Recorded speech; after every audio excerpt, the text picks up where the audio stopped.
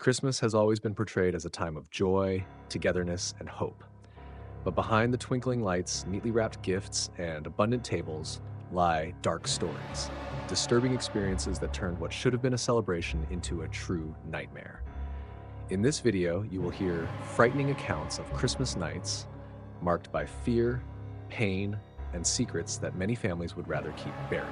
From strange encounters with people disguised as festive figures who turned into real predators, to families exhibiting hostile, racist, and bizarre behaviors that completely destroyed the innocence of a festive night, each story you will hear here is real and leaves a psychological scar impossible to erase.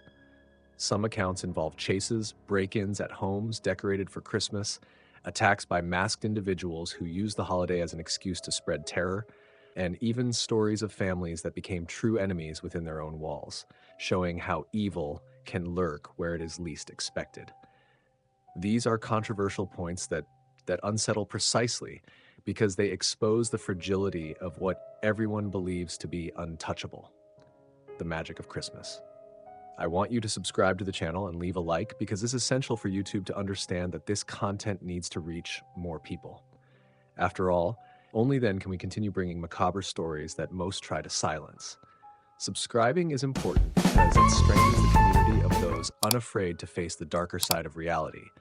And your like helps the video reach further, disturb more people, and awaken more minds. I must admit that what surprised me most was realizing how the most anticipated day of the year, which should symbolize peace, can be used as a stage for disturbing and even criminal acts, making me question how well we really know the darkness around us. So I ask you, watch until the end, because the final revelation will leave you shocked, capable of forever changing the way you see Christmas, and perhaps even making you doubt whether anything truly pure exists in this widely celebrated season. During her final year of college, a young student decided to spend Christmas with her boyfriend Daryl, since her parents were traveling and she didn't want to spend the holiday alone. The invitation seemed harmless, almost romantic. Meet his family, enjoy a cozy dinner in a small countryside house surrounded only by snow and silence. However, from the moment she arrived, something dark began to unfold. Daryl's parents' initial smiles turned into cold, disapproving expressions as soon as they saw her, as if the mere fact of her being with their son was an affront. It became clear they did not know their son was dating a woman of another ethnicity, and instead of welcome, she found judgmental stares and hostility disguised as formality. The Christmas dinner was uncomfortable, filled with heavy silences and subtle comments that felt like poison. Even as a guest, she was forced to wash the dishes while the parents' sharp eyes followed her. Daryl, instead of defending her, shrank under his family's authority, trying to ease the mood, but in reality reinforcing the feeling that she was alone in that house. To make matters worse, the parents forced her to sleep in a separate room, citing religious morality. But there was something behind it, a cruel kind of pleasure in making her uncomfortable, vulnerable in a strange place. As the night went on, the atmosphere in the house grew increasingly unsettling. The doors had no locks except the front door, making her feel exposed, as if anyone could enter at any moment. When she lay down, she could not sleep. Hearing slow footsteps in the hallway stopped right outside her door. There were cracks that allowed glimpses into the room, and in the dark, the feeling of being watched devoured her from within. The tension was suffocating. The next day, the discomfort grew even worse. While using the bathroom, Daryl's father suddenly entered, pretending to be surprised and reinforcing the strange rule of always flushing twice, as if they were listening to and monitoring every detail of her privacy. What seemed bizarre quickly became terrifying. On the second night, the footsteps returned, dragging, sinister, stopping once again outside the door. Overcome with panic, she decided to open it to prove to herself it wasn't her imagination. What she found was the most disturbing scene. Daryl's father, completely naked, standing there, staring at her in the pitch-dark early morning. She screamed and slammed the door, trying to keep it shut with her own body weight. Daryl appeared, but instead of outrage, he only justified the horror, saying his father was sleepwalking. No comforting words, no protective gesture, just empty excuses to cover the grotesque. At that moment, the young woman realized she had to get out at any cost. She called her mother and begged to be rescued, as Daryl refused to leave before the agreed time. The next morning, she left that cursed place, carrying not only fear, but the certainty that the relationship was doomed. Soon after, she broke up with Daryl, who tried to stalk her, calling incessantly, appearing at her door, begging for another chance, until she threatened to call the police. The feeling was clear. She had escaped not only a sick family, but a fate that could have been even darker had she stayed any longer. This experience marked her life forever, transforming Christmas into a season of haunted memories, where the cold of the snow will never feel as icy as the look of disapproval and the slow footsteps echoing in the hallway of that house. According to the account presented, the disturbing story is not merely a fabrication, but rather inspired by a real testimony from a viewer who claims to have experienced a terrifying Christmas at her ex-boyfriend's family home. What could have been a simple visit to celebrate the holidays turned into a suffocating nightmare, filled with hostility, psychological manipulation, and frightening episodes that left a permanent mark on her. She described in detail how, upon arriving, she was met with disapproving stares, as if her presence had been unwelcome from the very beginning. The boyfriend's parents, cold and judgmental, did not hide their aversion, imposing bizarre and humiliating rules, making her a captive in an atmosphere of constant suspicion and surveillance. During the nights she spent there, every step echoed through the unlocked corridors, every shadow seemed to conceal dark intentions, and the feeling of being watched never left her.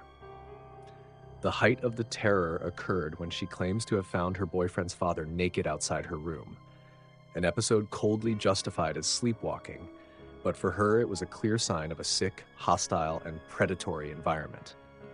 The anguish reached unbearable proportions until she decided to escape, desperately calling her own mother for help to be rescued from that place before something worse could happen. After the incident, she ended the relationship, yet peace remained elusive. Her ex refused to accept the breakup and began stalking her, calling, texting, and even showing up at her door repeatedly, behavior that only stopped when she threatened legal action. In the letter she sent, the viewer not only recounted every detail, but also attached a photograph of the house where the episode occurred, serving as physical proof that the place exists and continues to stand as a symbol of trauma and terror. The most disturbing aspect is that, according to her, even after the definitive breakup, the ex still tries to contact her from time to time, as if the story were not over, as if that shadow continues to haunt her, lurking and ready to reopen wounds that have never healed. This testimony adds even greater weight to the account, as it is not merely a horror narrative created for entertainment, but an experience that left deep scars, transforming Christmas into a cursed memory, where the festive spirit was replaced by constant fear, a sense of vulnerability, and the memory of a family that, behind a facade of tradition and morality, hid behaviors capable of forever destroying a young woman's trust in the warmth of a home. It was a cold December morning, the city still asleep under a heavy mist that blanketed the streets, when a high school student walked alone toward school. Christmas decorations hung from houses and lampposts, lights flickering against the silence, and the biting wind seemed to carry a warning she could not interpret in time. The sound of footsteps behind her began quietly, almost swallowed by the rustling of dry leaves dragged across the ground, but gradually grew clearer, rhythmic, insistent. When she turned her head, her heart froze. A man dressed as Santa Claus was walking slowly, the red hood partially covering his face, the fake beard swaying in the wind, but his eyes, cold, piercing, were anything but festive. They were eyes that hunted. At every corner he drew closer, as if he knew exactly the rhythm of her fear, feeding off her hesitation. The girl quickened her pace, feeling her hands sweat inside her pockets, and noticed the footsteps behind her speeding up as well. When she decided to run, the man ran too, and the chase took on a desperate tone. The sound of her labored breathing mingled with the heavy scrape of his boots against the asphalt. The streets, adorned for Christmas, became a grotesque scene, as if the symbols of joy mocked the tension suffocating her. In a terrifying moment, she felt a gloved hand grab her arm tightly, the rancid smell of cheap costume fabric mixed with the acrid sweat of someone hiding dark intentions. He tried to pull her into a van parked on a side street, the half-open door revealing a dark, threatening interior, ready to trap her. The struggle was frantic. She screamed, kicked, scratched, feeling his strength crushing her skin, but also adrenaline giving her a surge of survival. In a desperate move, she managed to break free and run toward the main street, where cars passed by indifferently. Heart pounding, almost stumbling with every step, she reached a small group of people waiting at a bus stop and, crying, begged for help. The man dressed as Santa, realizing he had lost control, quickly retreated, disappearing through the streets like a fleeing shadow. The police were called immediately, and the frightening description of the pursuing Santa echoed as a warning throughout the neighborhood. Authorities intensified the search, patrolling areas near schools, until days later they located the suspect in a remote neighborhood. What seemed to be just a caricatured Christmas figure turned out to be something far more monstrous. Beneath the worn costume was Anthony Russo, a 46-year-old man with a criminal record that sent chills down the spine. Arrested and handcuffed, without the mask of the jolly old man, his true face was disturbing. Lifeless eyes, an empty stare devoid of empathy, the portrait of a predator who exploited innocence and the festive atmosphere to disguise himself. The revelation shocked the community, as he was a repeat offender, someone who should have been kept off the streets, yet somehow still roamed free, ready to strike again. The girl, though saved, never forgot the feeling of that cold hand trying to drag her into darkness. And the following nights were marked by nightmares where the sound of boots against asphalt echoed endlessly. The episode became a terrifying reminder that evil often does not hide in distant shadows but disguises itself under cheerful costumes, infiltrating familiar streets, ready to turn a simple walk to school into a nightmare of horror. The episode of the man dressed as Santa Claus who pursued and attempted to abduct a teenage girl is not just a horror story told in a tale, but a reflection of a real and terrifying case that occurred in 2009 in Parma, Ohio, involving a man named Anthony Russo. At that time, the Christmas spirit was tainted by an event that seemed to come straight out of a nightmare. Russo, a 46-year-old man, chose to dress in the red costume that symbolizes joy, generosity, and childhood, but he used it as a disguise to commit a cruel and disturbing act. Instead of spreading gifts, he carried a bag and a box of candy, elements that evoked the innocence of the holidays but in reality concealed a dark intention. He observed the routines of young students, learning their routes, waiting for the moment when they would be most vulnerable, alone on a cold morning when the streets were empty and covered in snow. The teenage girl who nearly fell into his hands reported that Russo approached her, offering candy, masking his intentions with an apparently harmless gesture. But behind the twisted smile and festive outfit, there was only malice and predatory intent. When she refused, the situation escalated quickly. Heavy footsteps began following her, first slowly, then increasingly close, until he ran toward her and tried to drag her by force, repeating disturbing phrases, attempting to convince her that she needed to be a good girl to earn a spot on the gift list. The scene, which might seem absurd in any other context, became a portrait of horror. An adult man dressed as Santa Claus trying to subject an innocent teenage girl to abduction. The young girl's desperation was her only weapon against him, and thanks to her resistance and frantic screams, she managed to escape and run toward the school where she sought shelter. The police were called immediately, and after searching the area, they found Russo still fully dressed in the costume, sitting on a bus as if nothing had happened, like just another anonymous passenger returning home. But in that red outfit, instead of a symbol of celebration, hid a criminal willing to turn Christmas into a nightmare. Anthony Russo's arrest shocked the community and spread as a warning about dangers disguised under the most unexpected masks. The case reinforced the notion that evil can hide behind the most innocent images, that even the traditional figure of Santa Claus can be used as a facade for monstrous intentions. For many who heard the story, Christmas would never be the same, as the image of Santa Claus ceased to be only a symbol of kindness and became also a macabre reminder that at any corner behind any costume, someone could be waiting for the right moment to strike. This real case not only inspires fear, but remains a permanent warning that innocence can be corrupted in unimaginable ways, and that even the happiest time of the year can be stained by the darkness of human evil. What seemed like just another ordinary night of work for the manager of a thrift store turned into one of the most terrifying episodes of her life, a memory that would make her never look at the holiday season the same way again.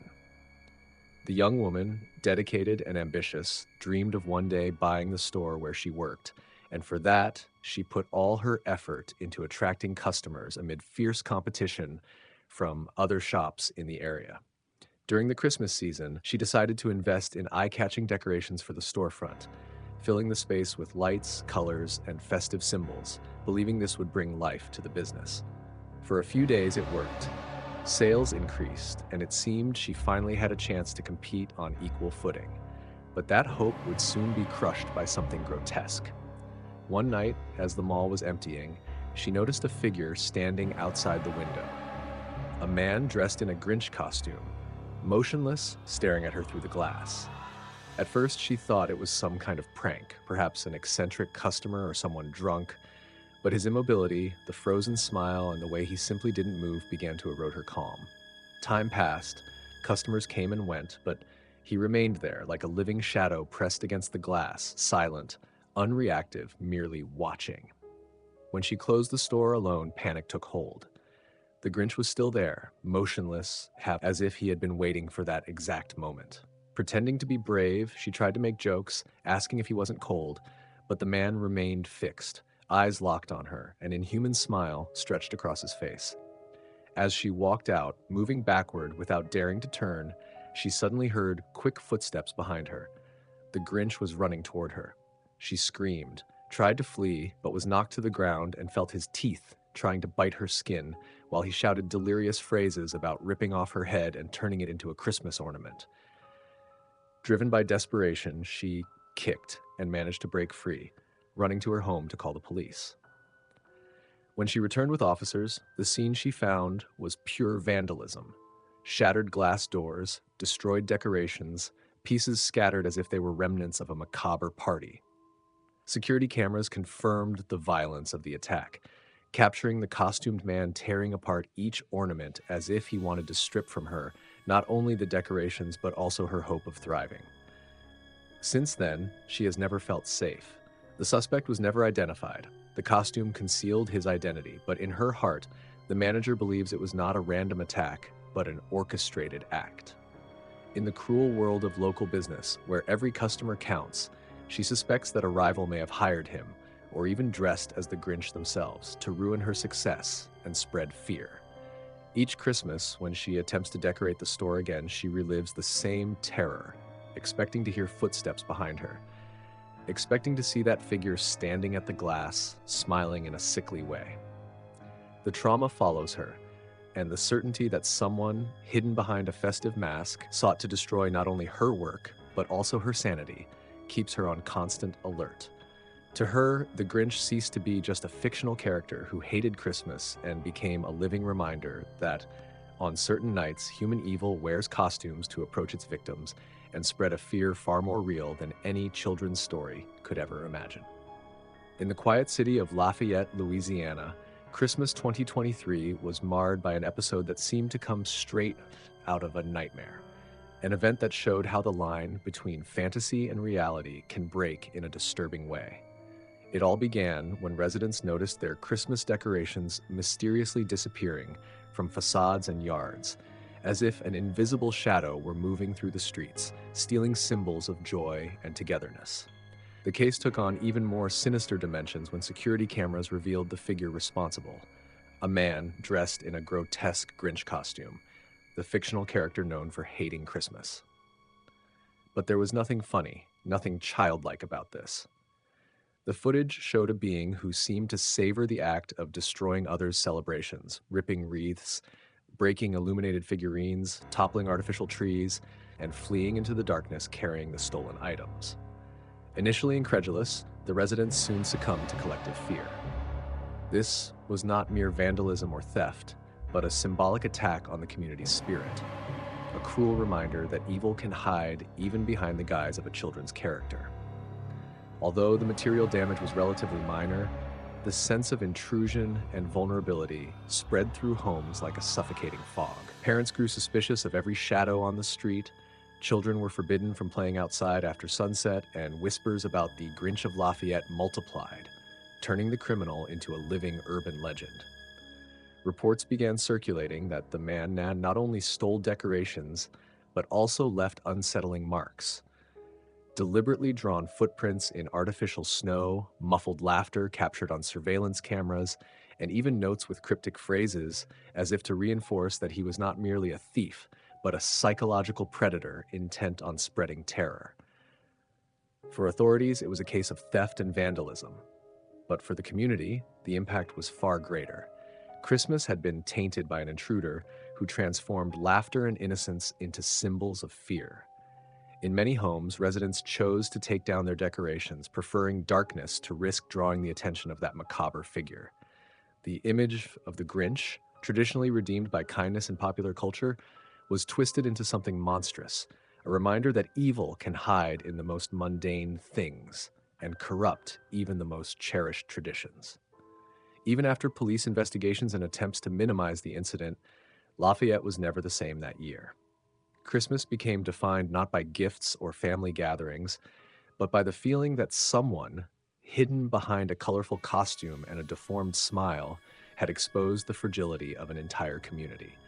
To this day, many residents claim that when walking through the deserted streets of December, they still feel his presence, as if the true spirit of the Grinch had finally stepped out of the pages of a children's book into flesh and blood, proving that darkness can infiltrate even the brightest times of the year.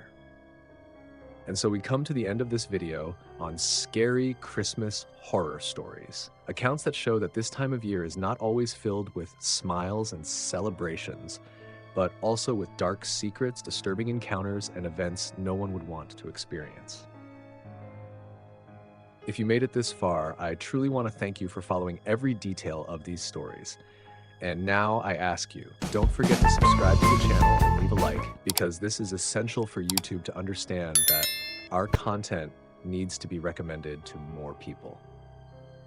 If you want to support the channel even further, you can use the Super Thanks feature, which directly helps keep this work alive and allows us to bring even more intense and well-produced stories. But if you can't contribute financially, no problem. Just leave your comment down below telling us what you thought of the video, which story surprised or scared you the most, because I read every comment and they are very important for strengthening our community. And before you go, don't forget to click on the video appearing now on your screen, because it's even more interesting and captivating than this one, and I'm sure it will hold your attention from beginning to end.